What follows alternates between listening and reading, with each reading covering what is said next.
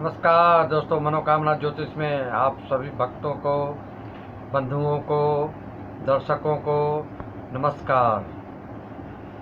दोस्तों, आज का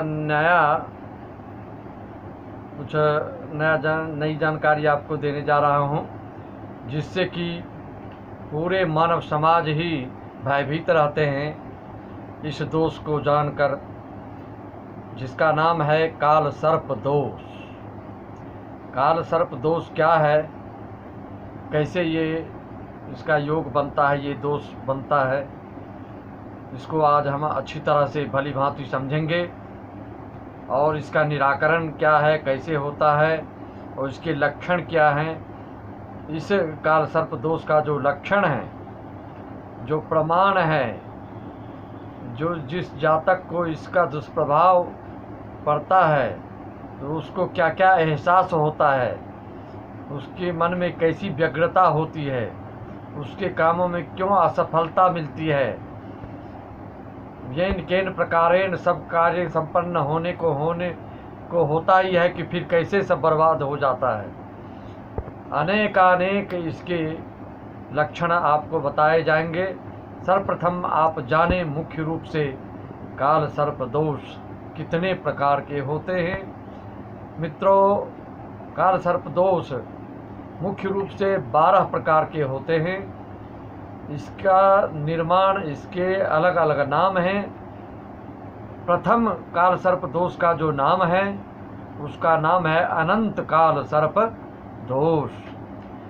यह दोष तब उत्पन्न होता है जब प्रथम भाव से लेकर सप्तम भाव के बीच, राहु केतु के बीच सारे 9 ग्रह बैठते हैं, तो ये अनंत काल सर्प दोष निर्मित होता है प्रथम भाव से।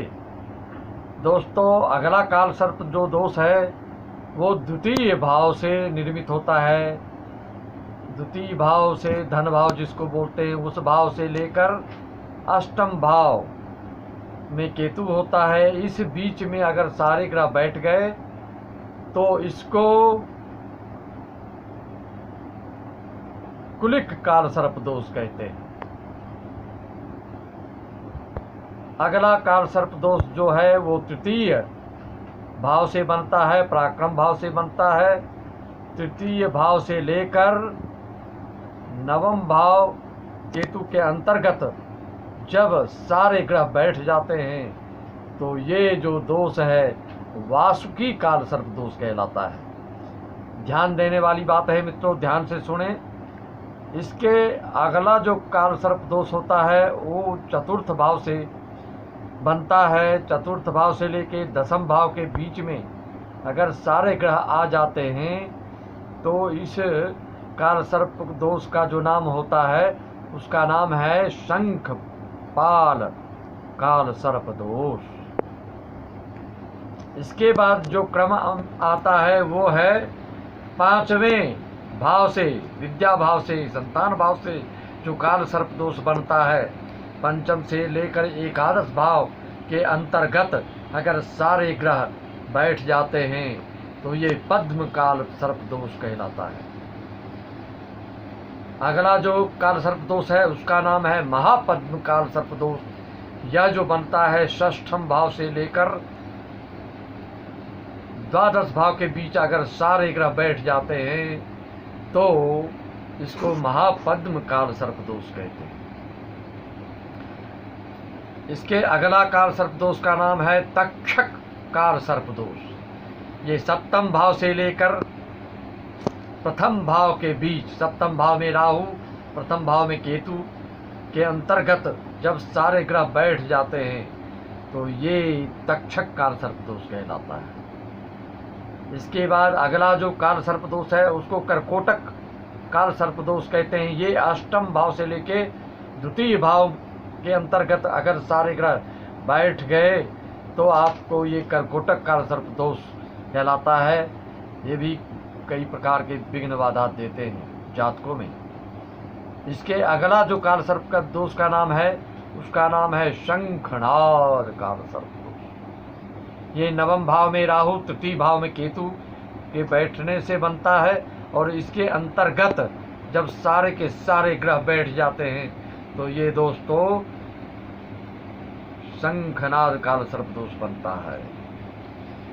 अगला जो काल सर्प दोष है 10वें भाव से बनता है। 10वें भाव में राहु और 4th भाव में अगर केतु बैठ जाए तो इसको घातक या पातक काल सर्प दोष कहते हैं। इसके अंतर्गत सारे 2 ग्रह 9 ग्रह बैठ गए तो इस काल सर्प दोष का नाम घातक या पातक काल सर्प दोष इसको कहा जाता है। दोस्तों अगला काल सर्प दोष जो है वह आपके एकादश भाव से बनता है। इसको विषधर या विषाक्त काल सर्प दोष कहते हैं। एकादश से लेके पंचम में केतु हो, एकादश में राहु हो और इसके अंतर्गत सारे के सारे ग्रह अगर बैठ गए तो आपको विषधर या विषाक्त काल सर्प दोष योग दोष निर्मित होता है आपकी कुंडली में। अंतिम जो काल सर्प दोष है मित्रों वह 12 स्थान पर जब राहु बैठता है और 6ठ स्थान में केतु बैठता है तो ये जो काल सर्प दोष बनता है इस काल सर्प दोष का जो नाम है शेषनाग काल सर्प दोष कहलाता है। यह दोस्तों आपने आज ये समझा, मनोकामना ज्योतिष चैनल के द्वारा से एक आपको जानकारी दी जाएगी। आज आपने ये समझा कि 12 प्रकार के मुख्य काल सर्प दोष होते हैं। प्रथम भाव से लेकर 12 भाव तक के काल सर्प दोषों को मैंने आपको बताया। अगले एपिसोड में आपको किस काल सर्प दोष का क्या लक्षण है आपके जीवन में, आपके व्यवहार में, आपकी दिनचर्या में, आपके कारोबार में, आपके व्यवसाय में, आपकी सारी गतिविधि में आदि आदि के बारों में लक्षण सहित आपको अगले एपिसोड में बताया जाएगा। मित्रों आज आपने समझा 12 काल सर्प दोष को नाम को समझा।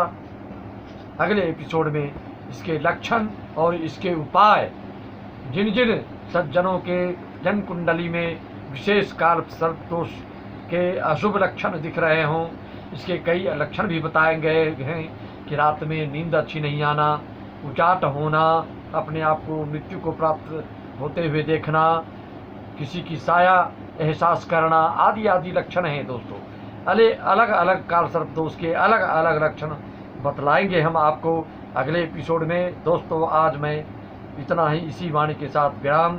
सभी सब्सक्राइबर्स, सभी दर्शकों, सभी मित्रों को बारंबार नमस्कार। सब्सक्राइब, बेल आइकन दबाएं, शेयर करें, लाइक करें। धन्यवाद। जय।